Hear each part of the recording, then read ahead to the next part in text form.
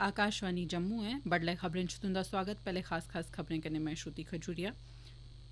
प्रधानमंत्री नरेंद्र मोदी होरें नौजवानें दे कौशल सरबंधी कुल संसारी ध्याड़े दे मौके पर अज्ज डिजिटल सम्मेलन गी संबोधित करङन।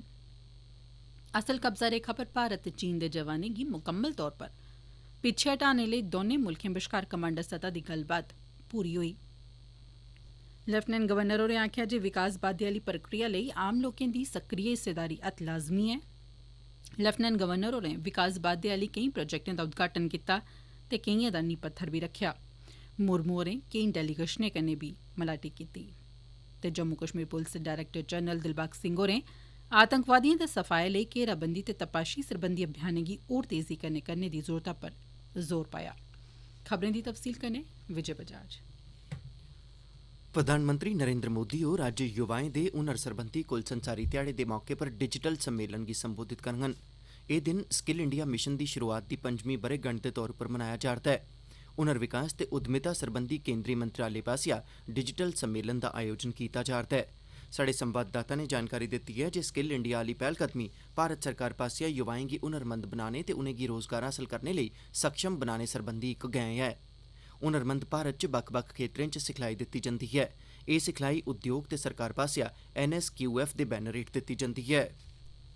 भारत ते चीन बश्कार पूर्वी लद्दाख च चुशूल दी बन्ने आली चौकी पर कमांडर स्तरै दी गल्लबात दा चौथा गेड़ मुक्की गेआ ऐ। भारत आली भेठा चुशूल चौकी आली थाह्र गल्लबात भारत पास्सेआ साद्दे पर कल दिनै 11:30 बजे शुरू होई ही। गल्लबात दा एह् चौथा गेड़ 3 जून आली मीटिंग दे पछोकड़ च लग्गा, जेह्दे मगरा 5 जुलाई गी राष्ट्री सुरक्षा सलाहकार अजीत डोभाल ते चीन दे विदेश मंत्री वांग यी हुंदे बश्कार गल्लबात होई ही। गल्लबात दा सिलसिला असल कब्जा लाइन दे कन्नै कन्नै फौजें गी पिच्छे हटाए जाने दे दुए चरणै गी शुरू करने गित्तै चला'रदा ऐ। Fire and fury corps related GOC lieutenant general Harinder Singh होरें चीन सवां अपने हमरुतबा साउथ शीजियांग मिलिट्री सूबे दे कमांडर मेजर जनरल लिऊ लिन हुंदे चुशुल थाह्र गल्लबात गित्तै स्वागत कीता। कल होई दी गल्लबात च मुक्ख चर्चा पिछलिएं मीटिंगें च बनी दी सैह्मति गी अमल च आह्नने पर होई।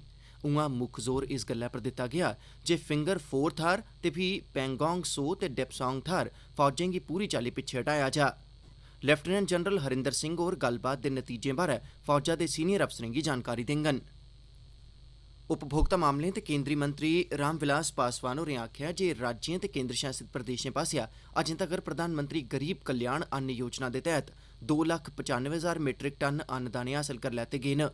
एह् जुलाई थमां नवंबर म्हीने तगर इस स्कीम तैह्त मंजूर कीते गेदे 203 लक्ख मीट्रिक अन्नदाने दा हिस्सा न। पासवान होरें ट्वीट राहें जानकारी दित्ती जे 1 जुलाई थमां राज्यें गी 13.69 लक्ख मीट्रिक टन अन्नदाना भेजेआ गेआ ऐ। एह् अन्नदाना माल गड्डिएं राहें भेजेआ गेआ ऐ। मंत्री होरें इब्बी जानकारी दित्ती जे 25 मार्च थमां 30 जून तगर भारती खाद्य निगम ने 140 लक्ख मीट्रिक टन अन्नदाने 4,999 माल गड्डिएं दे राहें भेजे न। पासवान होरें दस्सेआ जे 2020-2021 आह्ले हाड़ी मौसम दौरान कनक ते मुंजी दी खुशखरीद आह्ली प्रक्रिया जारी ऐ। उनें गलाया जे भारती खाद्य निगम ने इस म्हीने दी 13 तरीक तगर 399,71,000 मीट्रिक टन अन्नदाने दी खुशखरीद कीती ऐ। पासवान होरें इब्बी आखेआ जे हाड़ी मौसम दौरान 128,85,000 मीट्रिक टन मुंजी दी खरीद मगरा 2019-2020 ब'रे दौरान अजें तगर 750,16,000 मीट्रिक टन मुंजी दी खुशखरीद बी करी लैती गेई है। केंद्री गृह सचिव अजय कुमार भल्ला होरें केंद्र शासित प्रदेश जम्मू कश्मीर ते लद्दाख लेई सेवा मुतल्लक मामलें बारै ज्वाइंट कमेटी दी कल दूई बैठक दी अध्यक्षता कीती। बैठक दौरान एह् जानकारी दित्ती गेई जे भारत सरकार दे गृह मंत्रालय गी भारती प्रशासनिक सेवा IAS, भारती पुलस सेवा IPS ते भारती जंगलात सेवा IFS दे सरबंधै च काडर दी समीक्षा सरबंधी प्रस्ताव हासल होए दे न ते एह्दे पर तेजिया कन्नै कम्म कीता जा'रदा ऐ। इस मौके इब्बी जानकारी दित्ती गेई जे केंद्र शासित प्रदेश दे ऐह्लकारें दे लद्दाख च तबादले आह्ली इक नीति तैयार करने दा कम्म बी तोड़ चाढ़ेआ जा'रदा ऐ ते इसी तौले गै मुक्कदा रूप देई दित्ता जाग। एह्दे अलावा मीटिंग दौरान इब्बी दस्सेआ गेआ जे लद्दाख च तैनात होने आह्ले मुलाजमें गी खास प्रोत्साहन आह्ला पैकेज बी दित्ता जाग। बैठक दौरान कुल भारती सेवाएं सनै रियासती सेवाएं दे आंतरिक काडर सरबंधी मामलें दे अलावा होर बी केईं महत्वपूर्ण मामलें उप्पर चर्चा कीती गेई। जम्मू कश्मीर दी सरकार केंद्र शासित प्रदेश च दस्तावेजें दे पंजीकरण आह्ली राष्ट्री कंप्यूटरीकृत प्रणाली गी शुरू करोआने आस्तै पूरी चाल्ली त्यार ऐ।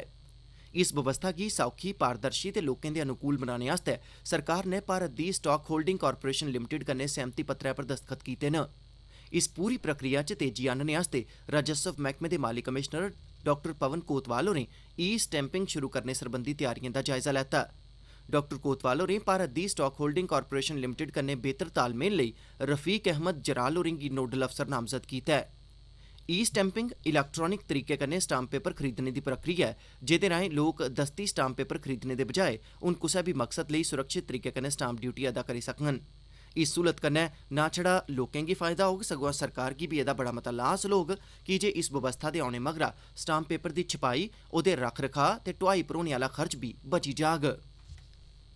जम्मू दियां जिला मैजिस्ट्रेट सुषमा चौहान होरें CRPC दी दफा 144 ते आपदा प्रबंधन कानून 2005 दे तैह्त हासल अख्तियारें दा इस्तेमाल करदे होई जम्मू जिले दे गोल पंज पीर, जसवंत प्लाजा ते एह्दे आले दोआले दे इलाकें सनै कैंप तलाब तिल्लो वार्ड नंबर 32 ते दमाना पुलस थाने आह्ले इलाकें गी रेड जोन घोषित करी दित्ता ऐ। हून इनें इलाकें च लॉकडाउन गी बड़ी सख्ती कन्नै अमल च आह्न्नेआ जाग। जिला मैजिस्ट्रेट हुंदे पास्सेआ इस सरबंधै च कल जारी कीते गेदे हुक्मै मुजब इस आदेश दी उल्लंघना करने आह्लें दे खलाफ IPC दी दफा 188, आपदा प्रबंधन कानून 2005 ते होरनें सरबंधत कानूनें दे तैह्त सख्त कार्रवाई कीती जाग। उआं कुसै बी मैडिकल एमरजेंसी लेई लोक हर रोज 24 घैंटे कम्म करने आह्ले कंट्रोल रूम कन्नै इनें नंबरें पर राबता करी सकदे न। नंबर इस चाल्ली न 0191 257 1616 ते 0191 257 1912। एह् खबरां तुस आकाशवाणी जम्मू थमां सुना'रदे ओ। हून बाकी दियां खबरें कन्नै श्रुति खजूरिया। विकास बाद्दे आह्ली प्रक्रिया लेई लोकें दी सक्रिय शमूलियत लाज़मी ऐ ते जम्मू कश्मीर सरकार एह्दे पर खास ध्यान देआ'रदी ऐ। एह् गल्ल उपराज्यपाल गिरीश चंद्र मुर्मू होरें कल बांडीपोरा जिले दे अपने दौरे दौरान आखी। उनें बक्ख बक्ख प्रतिनिधिमंडलें कन्नै इस दौरान मलाटी कीती ते विकास सरबंधी प्रगति ते लोकें दी जरूरतें दा जायजा लेआ। उपराज्यपाल होरें 8.52 करोड़ रपेऽ दी 6 विकास परियोजनाएं दा ई सरिस्ते राएं उद्घाटन कीता। उनें 21.52 करोड़ रपेऽ दी 5 परियोजनाएं दा बांडीपोरा च नींह पत्थर रक्खेआ। एह्दे अलावा उनें बक्ख बक्ख विकास परियोजनाएं तैह्त हासल प्रगति दा जायजा बी लेआ। एह्दे थमां पैह्ले उपराज्यपाल होरें वुल्लर झील दा हवाई सर्वेक्षण कीता ते झील दे रख रखाव बारै चला'रदे कम्में दा जायजा लेआ। लोकें तगर पुज्ज बनाने आह्ले अपने कार्यक्रम तैह्त उपराज्यपाल होरें 16 प्रतिनिधिमंडलें कन्नै मलाटी कीती जिंदे च ब्लाक विकास परिषद दे अध्यक्ष, पंचायती राज इदारे दे नुमाइंदे, शैह्री मुकामी निकाएं, बांडीपोरा सिविल सोसायटी दा प्रतिनिधिमंडल शामल हा। इस दौरान मुर्मू होरें बांडीपोरा जिले दे विकास सरबंधी मामले ते उंदे समस्याएं गी सुनेआ। उपराज्यपाल होरें प्रतिनिधिमंडल गी भरोसा दोआया जे ओह् उंदे सारे जायज मामले ते मंगें दा जायजा लैङन। उनें मौके पर गै मुतलका अधिकारिएं गी इस सरबंधै च हिदायतां बी जारी कीतियां। उनें लोकें गी सलाह दित्ती जे ओह् कोविड-19 दे संक्रमण गी फैलने सोयां रोकने लेई लोड़चदे सब्बै एहतियाती उपाएं दा पालन करन ते सरकार आसेआ समें समें पर जारी कीते जाने आह्ले दिशा निर्देशें ते मानक संचालन सरबंधी प्रक्रियाएं दा पालन यकीनी बनान। उनें लोकें गी सलाह दित्ती जे ओह् मास्क लान ते लोड़चदी समाजी दूरी बनाइयै रक्खन।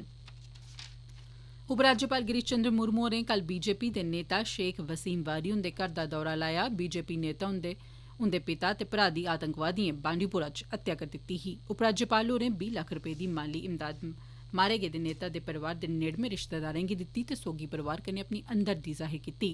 उपराज्यपाल होरें इनें हत्याएं दी सख्त लफ्जें च निंदेआ कीती ते गलाया जे इस चाल्ली दी क्रूर हरकत करने आह्लें गी सजा दित्ती जाग। इयै नेह् अपराध डर त्राह फैलाने दी कोशश न ते कदें बी इसी वाजिब करार नेईं दित्ता जाई सकदा।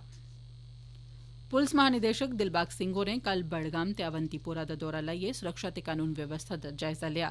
उनें पुलस दे जवानें ते अफसरें कन्नै गल्लबात कीती। DGP होरें आखेआ जे जम्मू कश्मीर पुलस होर दुए सुरक्षाकर्मिएं कन्नै रलियै प्रदेश च शांति ब्हाल करने आह्ले अभियान च शामिल ऐ ते एह्दे लेई उनें बलिदान बी दित्ता। DGP होरें आखेआ जे असेंगी होर बी मता सतर्क होइयै ते निष्ठा कन्नै कम्म करना लोड़चदा तां जे लोकें गी टिकाऊ शांति हासल होई सकै। DGP होरें घेराबंदी करियै चलाए जाने आह्ले तपाशी अभियानें गी होर बी व्यापक बनाने पर जोर पाया तां जे आतंकवादिएं दा सफाया कीता जाई सकै। उनें कर्मिएं गी बन्ने पारा आह्ले आकाएं दे इशारे पर कम्म करने आह्ले आतंकवादिएं दे भैड़े मंसूबें गी विफल बनाने गी त्यार रौह्ने लेई आखेआ। सिंह होरें गलाया जे हाल दे समें च जम्मू कश्मीर च आतंकवादिएं खिलाफ जेह्ड़ी सफलता हासल होई ओह् सराहने जोग ऐ पर असेंगी लगातार कम्म करना लोड़चदा तां जे जम्मू कश्मीर च लम्मे चिरे तगर चलने आह्ली टिकाऊ ते शांति ब्हाल होई सकै। एह्दे कन्नै गै खबरें दे बुलेटिन समाप्त होआ।